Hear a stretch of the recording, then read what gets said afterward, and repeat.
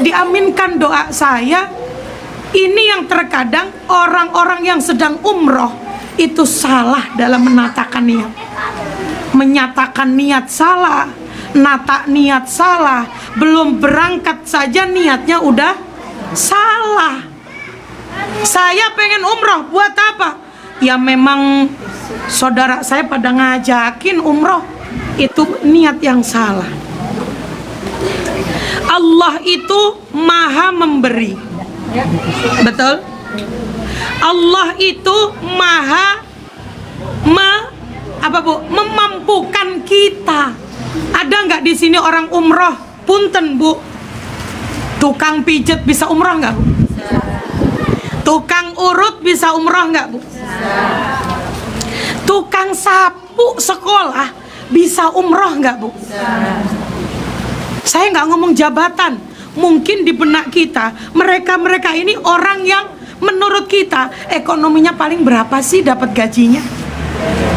Betul? Tapi kita saksikan ternyata ada yang jual gorengan keliling, tapi dia bisa Berarti apa yang ditata ustazah? Hati. Ibu pengen hartanya sama Allah dikembalikan, digampangin, dikasih lagi. Sebenarnya tinggal satu bu, benerin niatnya. Kenapa orang pulang umroh kok bisa buka kerudung lagi, diajak senam, pakaiannya sampai ngetat lagi, diajak karaokean depan laki-laki, dia joget berlenggak-lenggok dengan seenaknya. Padahal pulang, ada nggak yang begitu?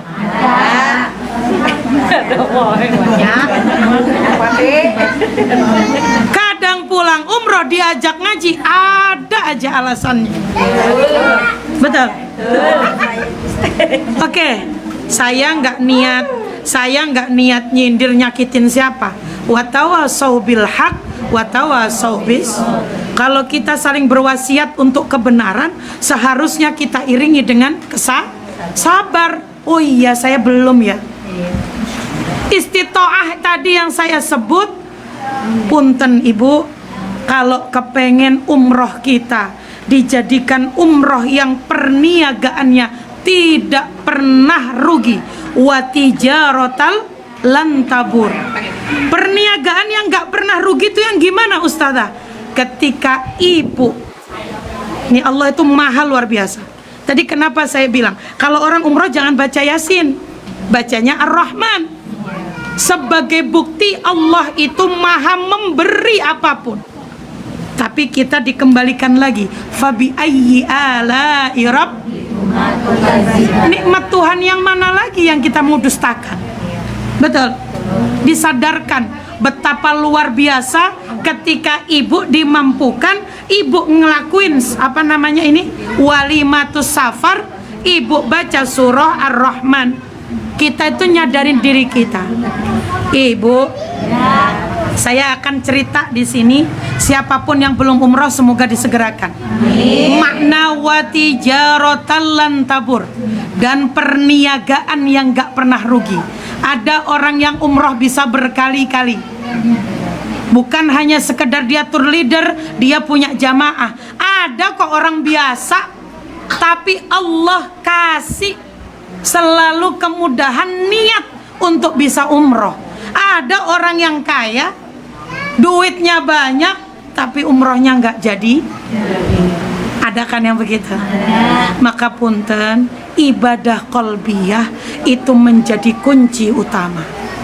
Ibadah qalbiyah itu apa ustazah? Satu, yang disebut istitoah dalam ibadah qalbiyah tadi.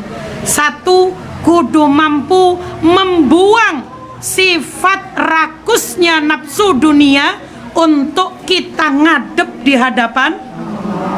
Yang tadi saya contohin, kadang kita ini kalau umroh masih mikirin yang ada di rumah, sehingga Allah itu akhirnya ngasih ujian. Kalau sudah bismillah tawakkaltu ala Allah, keluar rumah, saya lagi berniaga sama Allah, saya lagi transfer apa? Transfer perhatian kepada Allah. Saya udah ngorbanin tuh harta saya. Saya sudah lillah ninggalin anak saya. Saya udah lillah ninggalin rumah saya. Saya sudah lillah ninggalin usaha saya. Semua satu demi karena Allah. Di situ Allah akan ridho sama kita. Nggak usah pusing. Orang ibu keluar kota juga Allah kok yang jaga anak kita. Artinya lewat tangan emaknya, lewat tangan neneknya, lewat tangan temennya. Allah hindarkan dari segala keburukan. Kalau yang kedua, istitoah ibadah qalbiyah, biar kita berniaga sama Allah nggak rugi. Apa itu, Bu? Kalau hatinya itu sebelum berangkat masih kotor sama anak, masih kotor sama orang tua, ini ibadah istitoah qalbiyah, Bu. Karena ada orang umroh, berangkat umroh, hatinya tuh masih belum bener, belum bersih. Bersih gimana Ustazah? Masih kesinggung sama anak, masih nggak terima sama orang tua, masih dendam sama saudara, masih nggak terima sama tetangga. Ada kan yang begitu? Karena ada orang umroh itu cuman pengennya kelihatannya wow gitu. Ya Bu ya? Apalagi kesono kemari, punten ya Bu, saya selalu bilang kalau ibu ngadain walimah seperti ini, syukuran seperti ini nih, walimatus safar nih, ngadain syukuran sebelum berangkat satu, perhatikan hati kita dulu.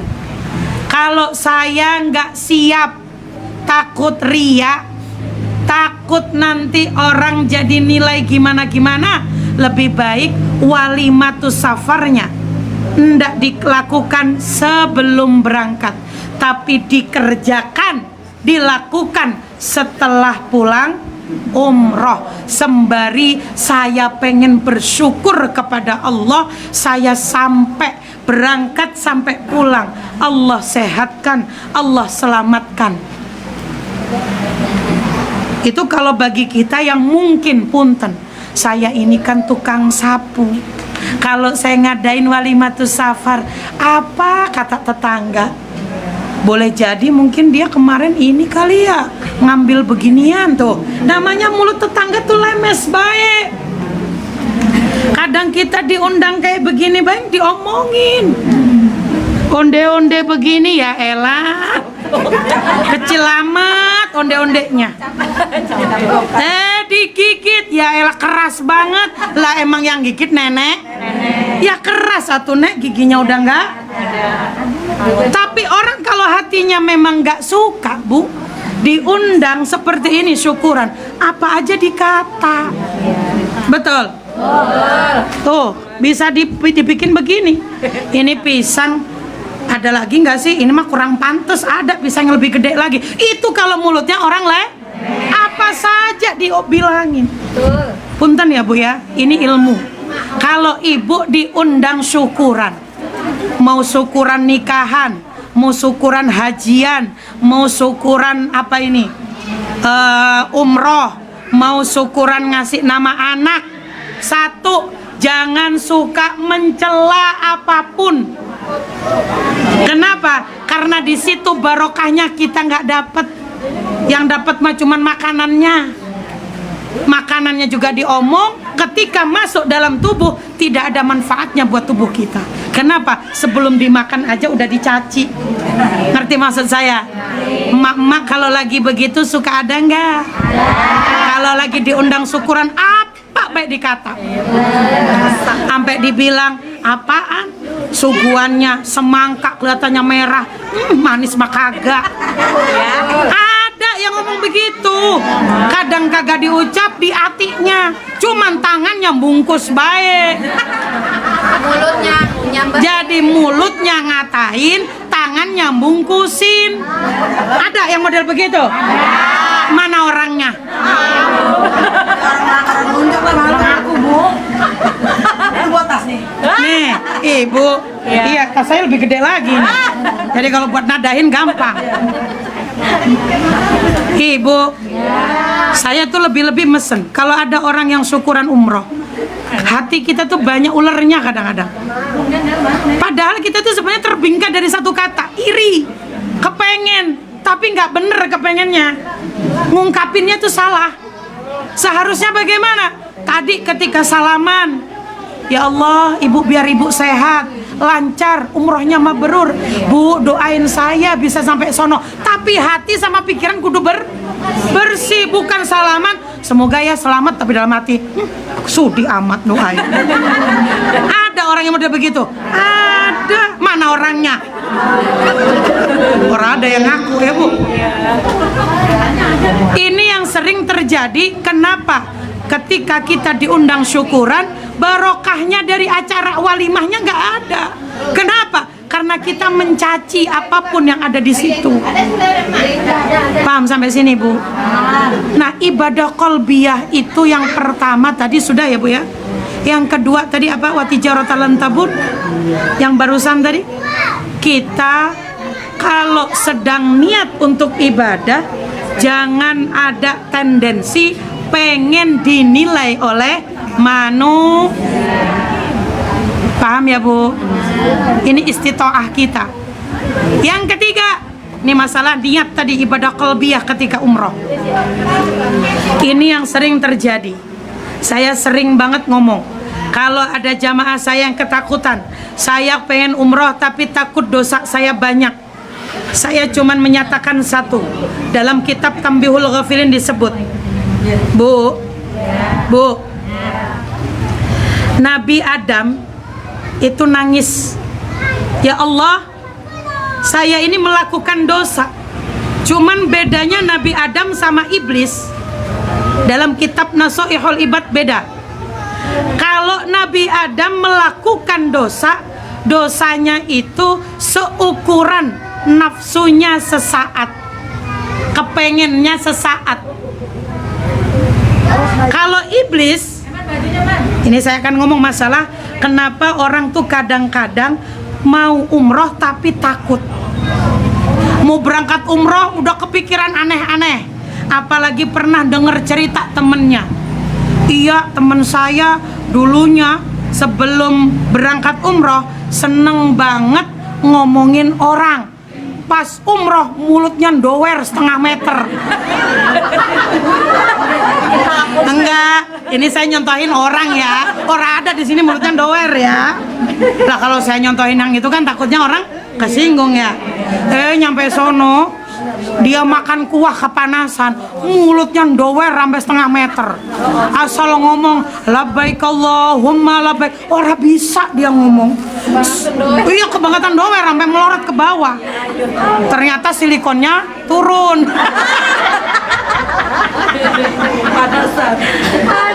Lumer. Udah kayak pisang lumer. Udah. Ini saya ngasih contoh yang nggak harus menyebut siapa, dan ini nggak ada. Jadi ini tuh orang mulutnya emang embernya embernya. Sampai mau berangkat umroh aja dia masih sombong dengan keemberannya tadi. Udah gitu emang lemes baik sama orang. Sama lakinya cerewetnya naudzu. Ada yang di sini suka cerewet sama laki? Iya, udah saya nggak nyari dah.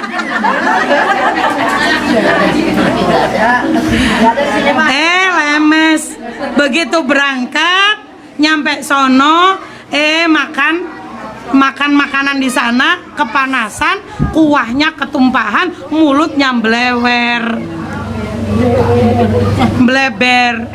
Dia pulang dapat cerita, ya Allah Pok, kenapa mulutmu jadi begitu Pok? Segede sebelah. Lah kalau dowernya sebelah atas, ya lihatnya emang aneh. Beler ke bawah, blowernya juga aneh. Pok kenapa Pok? Diceritain. Iya, kemarin lagi makan begini, ketumpahan kuahnya udah pedas, udah gitu panas, habis itu mulutku sakit, bengkak, sampai sekarang bengkaknya jadi aduh, aku nggak jadilah umroh. Kan suka ada yang begitu. Dulu saya pernah suka ngeribain uang. Nah, ketakutan lah kita. Oke Ibu, di sini niat saya ajarkan. Kalau umroh itu ibadah yang tidak pernah merugi, berarti kita benahi cara kita. Apa yang perlu dibenahi? Niat yang ketiga tadi, ibadah qalbiyah istitoahnya yang ketiga tadi. Apa itu, Bu? Bersihkan hati di hadapan Allah. Caranya sholat taubat yang banyak sebelum berangkat umroh. Ingat dosa-dosanya. Kata Allah dalam kitab Tanbihul Ghafilin, rahmatku, dalam Quran disebut wa rahmati wasi'at kulla syai'. Mungkin saja dulu kita punya harta sampai sekarang banyak, dulunya pernah ngeribain dua. Mungkin saja kita pernah dulu kerjaannya orang bener, sekarang saya jadi orang bener, kerjaan yang menghasilkan uang sebab itu saya stop. Maksud saya berarti apa, Bu? Saya selalu ngasih masukan. Orang yang mau umroh yang ketakutan, satu, akui dosamu, akui dosa kita. Paham ya, Bu ya? Makanya ketika kita umroh, kita itu ngelakuin tawaf 7 putaran. Saya ngomong hikmahnya tawaf 7 putaran. Ibu-ibu kan selama ini kalau umroh kan ya disuruh muter 7 ya muter baik. Saya nggak tahu tuh kenapa ya muternya kok nggak 3 aja. Saya kan ngos-ngosan kalau 7. Bahkan 3 yang pertama ini sunnah, agak cepet jalannya. Saya ulang, saya nggak ngomong sa'i, tapi tawaf. Mau tawaf itu rukun, mau tawaf itu sunnah. Kenapa tawaf itu kok 7? Dengerin ya, Bu. Ya soalnya nggak dengerin orang apa-apa. Dah, Bu. Dengerin ya.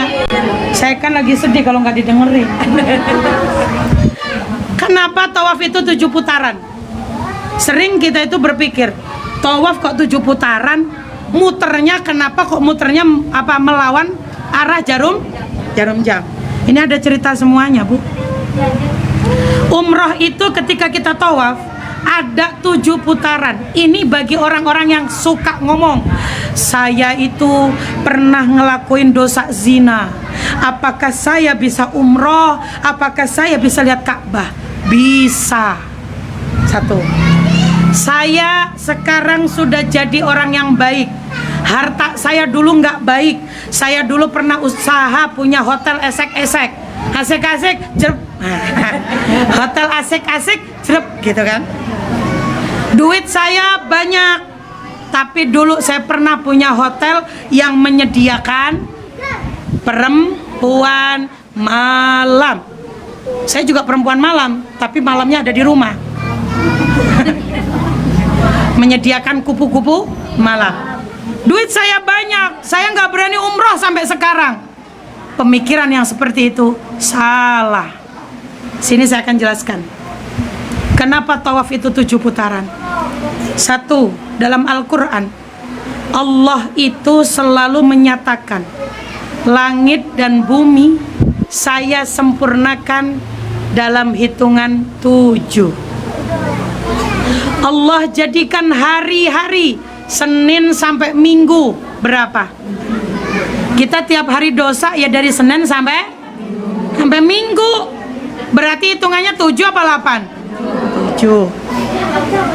Ada lagi 7 dosa besar yang Allah gambarkan lewat hadis, yang Allah tuliskan dalam Al-Quran. Jumlahnya juga 7. Termasuk orang yang senang mabok, mabok janda, mabok-mabokan, janda konde, orang yang senang judi, udah janda ngonde, tukang mancingnya janda yang orang zina itu termasuk 7 dosa. Orang yang makan riba termasuk 7 dosa. Nah, ketika ibu umroh di kitab Tanbihul Ghafilin tadi disebut wa rahmati wasi'at kulla syai'.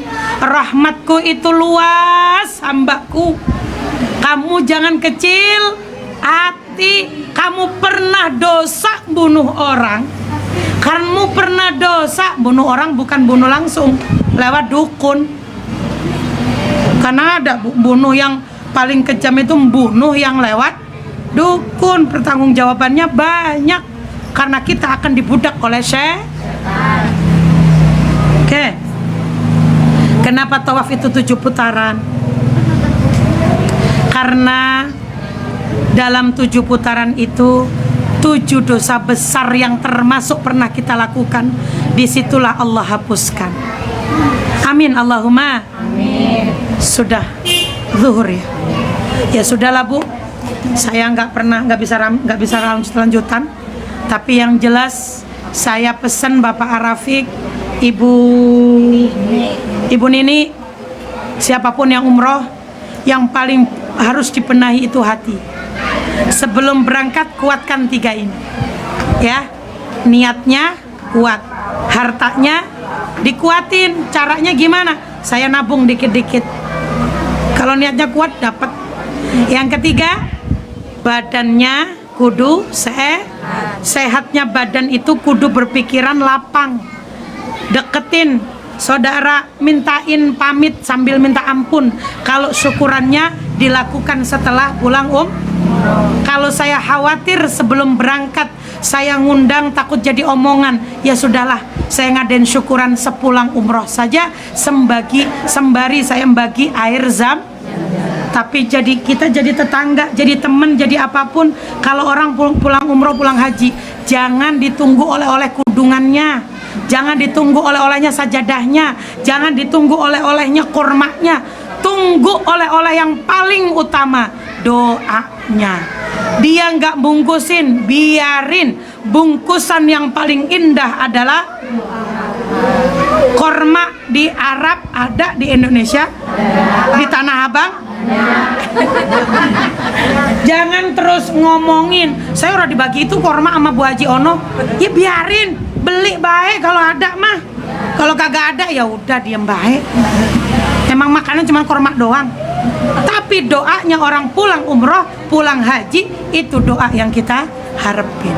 Insya Allah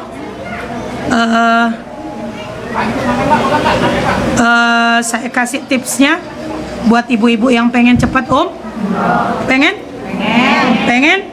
Kalau udah pengen nabung, jangan ngomong pengen doang. Nabung semampu-mampunya. Karena istitoah itu akan bertahap sama Allah. Kalau orang tuh mampu DP 500. Ini punten ya. Kadang orang tuh DP 500. Bu Waro DP 500. Nyampe setahun nggak? Enggak. Ayo Bu Waro berangkat. Karena apa? Setelah DP 500 kan ada kesungguhan. Saya udah niat nih karena udah DP. Terus usaha. Disitulah niat kesungguhan kita, Allah bukakan jalan rezeki. Jangan terus mikir, saya habis DP terus gimana yang ngelunasinnya. Ya jangan dipikir kapan ngelunasinnya. Yang dipikirkan, saya yakin Allah yang Lah buktinya kita sampai segede Alaihim punya rumah, siapa yang mampuin? Allah. Ngapain kita terus mikir? Yang ada, saya doa, saya yakin, saya usaha. Urusan dipantesin, istitoahnya kapan, itu mah urusannya Allah. Boleh nggak kalau pergi umroh tidak sholat hajat? Nggak apa-apa, sholat hajat kan hukumnya sunnah. Tapi yang saya tekankan sholat taubat. Karena kita pengen di sini sebelum kita berangkat, kita bersihin hati pikiran kita, gitu kan? Ditata dosa kita yang dulu diingat-ingat. Setelah diingat-ingat kita tunduk kepada Allah. Kita yakin Allah Maha sehingga itu menjadi sebab umrohnya kita selama di sana Allah akan kasih kemudahan. Allah jadikan umrohnya kita akhirnya umrohnya mabrur karena bersih niatnya, gitu ya. Doa Ibu. Jadi kalau sudah DP iringi sama doa. Setiap ba'da sholat fardu baca doa di surah Al-Hajj juz 17 surah Al-Hajj, bunyi ayatnya wa adzin fin nasi bil haji ya'tuka rijalan wa ala kulli dhamirin ya'tina min kulli fajjin amik. Doa ini, doanya berapa? 41 kali. Ya Bu ya. Syukur kalau 41 diiringi sholat fardunya 41 kali nggak putus di awal waktu. Kalau bisa jamaah, kalau bisa diiringi 41 hari baca waqiah tidak putus selepas sholat asar, selepas sholat diiringi sedekah semampunya, infak semampunya. Karena itu yang menjadikan doa kita Allah yang akan bukain pintu rezeki. Karena waqiah itu Allah bukakan pintu rezeki. Wa adzin finnas, ini doa yang dibaca oleh Nabiullah Ibrahim setelah mondasi Ka'bah, setelah Ka'bah sempat pondasinya runtuh sebab banjir bandang di zaman Nabi Nuh. Nabi Nuh itu banjir bandang sampai Mekah kerendam. Akhirnya kerendamnya berhari-hari, berminggu-minggu. Akhirnya Ka'bah ini sempat rontok, jatuh, runtuh, rusak. Nabiullah Ibrahim disuruh meletakkan dasar ulang. Kenapa? Karena dari Nabi Ibrahim inilah keturunannya yang bernama Nabi Ismail, lahirlah Nabi kita Muhammad Sallallahu Alaihi, satu-satunya Nabi yang lahir di kota Mekah. Karena Nabi semuanya tidak ada lahir di kota Mekah. Jadi kalau umroh, rohnya ada di Madinah, ibadah badaniyahnya ada di Mekah. Makanya orang ketika di Mekah capek. Orang di Mekah itu luar biasa perjuangannya. Karena Rasulullah ketika ibadah berjuang, capeknya di Mekah. Di Madinah kenapa kita tenang, bahagia, nikmat, luar biasa. Kenapa? Karena di Madinah Rasulullah menemukan ketenangan dalam hijrahnya, ketenangan dalam dakwahnya. Makanya orang di Madinah selalu diliputi rasa senang, tenang, nikmat, rindu. Di Mekah kita dihadiahkan dengan badan kita capek, payah, susah, kesel semua badannya, capek luar biasa. Kenapa? Karena menggambarkan perjuangan Rasulullah. Berat itu ada di Mekah. Gitu ya.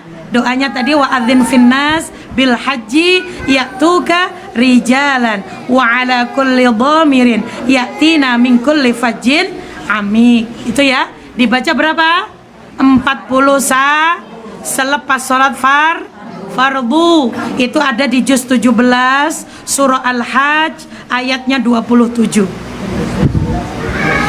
Setiap sholat fardu dibaca. Iringi sholat fardunya di awal waktu. Syukur kalau jamaah, top. Yang ketiga, sedek semampunya, sebisanya. Walaupun dalam kondisi sulit, saya punya 5.000 ya 5.000. Saya kondisinya enak 30.000 ya 30.000. Faham maksud saya? Diiringi baca waqi 41 hari juga, enggak putus. Putusnya kalau haid saja. Dibacanya selepas sholat asar sama selepas sholat subuh. Insya Allah sembari bismillah tawakaltu, saya DP umroh 500. Allah yang mampukan itu.